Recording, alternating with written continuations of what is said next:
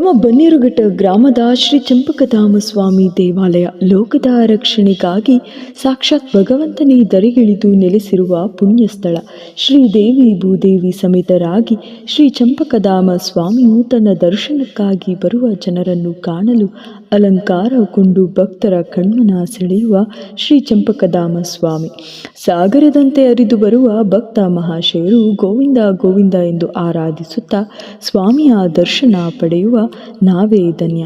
ಇತಿಹಾಸ ಚರಿತ್ರೆಯುಳ್ಳ ಈ ದೇವಾಲಯದಲ್ಲಿ 100 ವರ್ಷಗಳ ಇತಿಹಾಸವಿರುವ ನಾಗರಕಲ್ಲುಗಳ ಸ್ಥಾಪನೆ ಇದೆ. ಅಶ್ವತ್ಥವೃಕ್ಷದ ಸಮೇತ ನಾಗದೇವತೆಗಳು ಜನರ ಹಿತಕ್ಕಾಗಿ ನೆಲೆಸಿರುವ ಪುಣ್ಯಭೂಮಿ ನಮ್ಮ ಬನ್ನೇರುಘಟ್ಟ.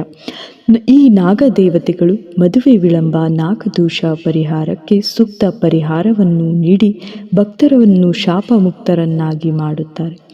9 ಮಂಗಳವಾರದಂದು ಬ್ರಾಹ್ಮಿ ಮುಹೂರ್ತದಲ್ಲಿ ಸ್ನಾನಾದಿ ಕರ್ಮಗಳನ್ನು ಮುಗಿಸಿ ದೇವರ ಮನೆ ಸ್ವಚ್ಛಗೊಳಿಸಿ ಪೂಜೆ ಮಾಡಿ ನಂತರ ಶ್ರೀ ಚಂಪಕಧಾಮ ದೇವಾಲಯದ ನಾಗರ ದೇವತೆಗಳಿಗೆ ಹಾಲು ಮೊಸರಿನಿಂದ ಅಭಿಷೇಕ ಮಾಡಿ ಅರಿಶಿಣವನ್ನು ಪೂರ್ತಿ ವಿಗ್ರಹಗಳಿಗೆ ಹಚ್ಚಿ ಕುಂಕುಮವನ್ನು ಇಟ್ಟು ಹೂವಿನ ಅಲಂಕಾರ ಮಾಡಿ ನೈವೇದ್ಯ ಅರ್ಪಿಸಿ 9 ಪ್ರದಕ್ಷಿಣೆ ಮಾಡಿ ದಾರವನ್ನು ಮರಕ್ಕೆ ಸುತ್ತುವುದರಿಂದ ಮನೋಕಾಮನೆಗಳು ನೆರವೇರುತ್ತದೆ ಎಂದು ನಂಬಿಕೆ.